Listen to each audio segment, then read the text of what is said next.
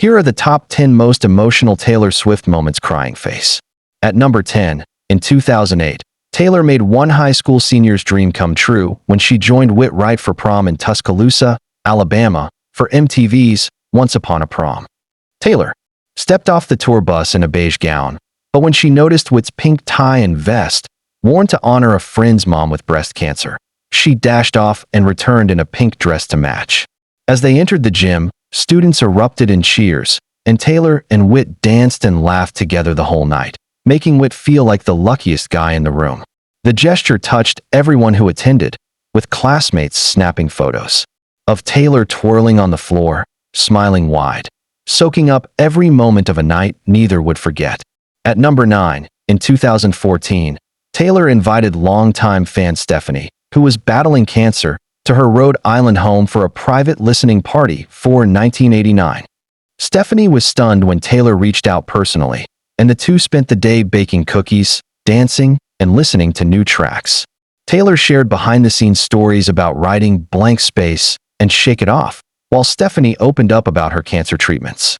Photos showed them hugging and laughing, with Stephanie holding back tears as Taylor wrapped her in a warm embrace, a day that went viral and illustrated Taylor's deep connection to her fans. At number 8, in 2015, Taylor received the 50th Anniversary Milestone Award at the Academy of Country Music Awards, presented by her mother Andrea, who had just been diagnosed with cancer. On stage, Andrea's voice shook as she spoke of Taylor's journey from small-town dreamer to worldwide superstar, and Taylor, fighting back tears, hugged her mom tightly, the weight of Andrea's illness heavy in the air. The crowd stood in ovation, moved by the mother-daughter bond, and years later, Taylor would release Soon You'll Get Better, featuring the Chicks, a raw and personal song about Andrea's battle, with lyrics filled with prayers for healing and fear of loss, a song so close to her heart that she almost didn't share it with the world. At number 7, in 2017, Taylor gave a surprise performance on The Tonight Show starring Jimmy Fallon. Jimmy had just lost his mother, Gloria, and opened up about their special tradition of squeezing each other's hand 3 times to say, "I love you." Taylor, in town for SNL, appeared last minute and played New Year's Day, which included a line about squeezing someone's hand 3 times in a taxi. As Taylor sang, Jimmy wept at his desk, the audience silent and moved, and the show ended with a long, heartfelt hug between Taylor and Jimmy, a moment of shared grief that touched everyone in the studio. At number 6, in 2010, Taylor sang Back to December, widely believed to be an apology to Taylor Lautner, wandering snow-covered sets in the music video, her face full of longing and regret.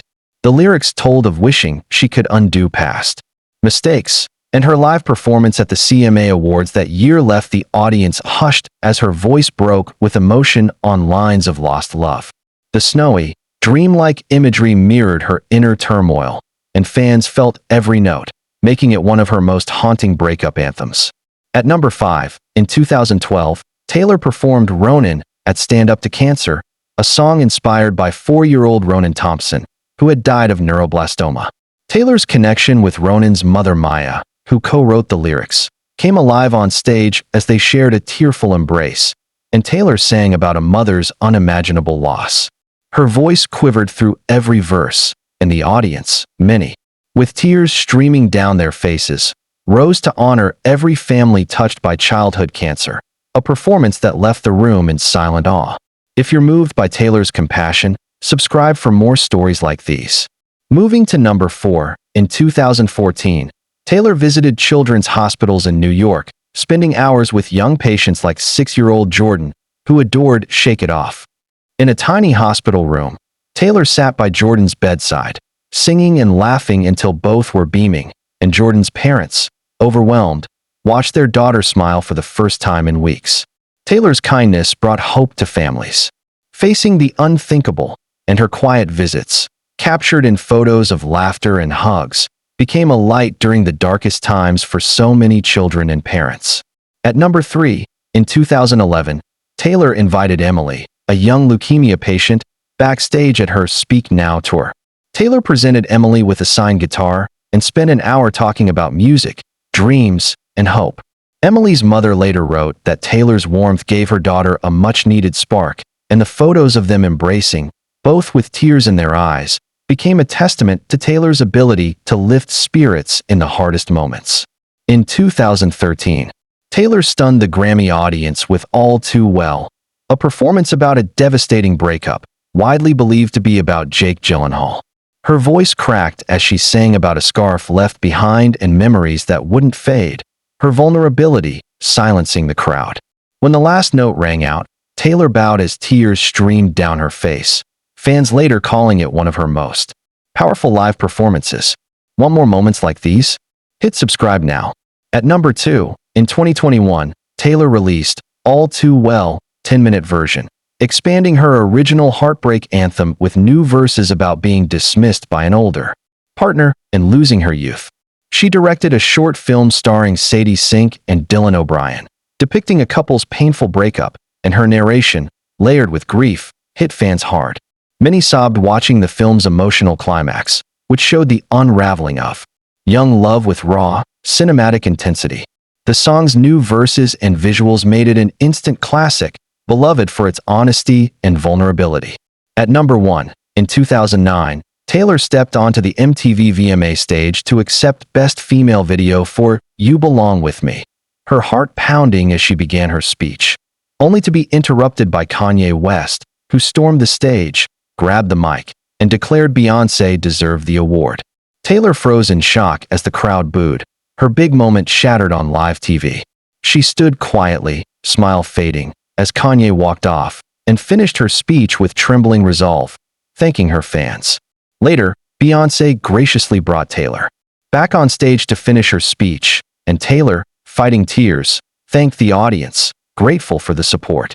That night was a turning point, her resilience shining through public humiliation, and in the years that followed, she owned her narrative, from becoming the first woman to win Album of the Year at the Grammys twice with 1989 in 2015, to urging young women to take pride in their achievements. In 2016, Taylor faced a public feud with Kanye West and Kim Kardashian over lyrics in Kanye's song Famous, with a leaked phone call seeming to show Taylor's approval. She insisted she was misled, but the backlash was intense, with hashtag Taylor Swift is a snake trending across the world. Taylor went quiet for months, later revealing in her Miss Americana documentary that the ordeal left her feeling alone and broken.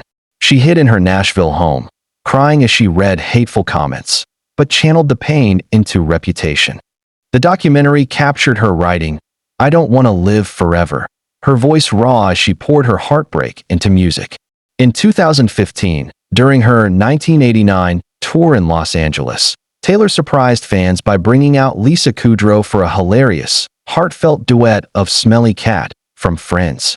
Lisa, as Phoebe Buffrey, playfully corrected Taylor's singing, and the crowd erupted in laughter, but as Taylor hugged Lisa, her eyes sparkled with genuine joy, reliving a piece of her childhood. In 2022, Taylor delivered the commencement address at New York University, dressed in cap and gown, accepting an honorary doctorate. She joked about her lack of college experience, told stories of rejection in Nashville as a teen, and encouraged graduates to embrace mistakes and carve their own way. Her words struck a chord with many, especially those feeling overwhelmed by expectations. In 2020, Taylor released Folklore, crafted in quarantine, and one of its most emotional tracks was Marjorie, a tribute to her late grandmother. The song wove together memories of Marjorie's life as an opera singer and included recordings of her voice, a haunting, beautiful touch. During a virtual concert, Taylor said writing the song felt like keeping her grandmother alive, her eyes shining as she spoke. Throughout all these moments, from public triumphs and heartbreaks to private gestures of kindness, Taylor Swift's story is one of resilience, empathy, and unwavering authenticity, connecting deeply with fans and strangers alike.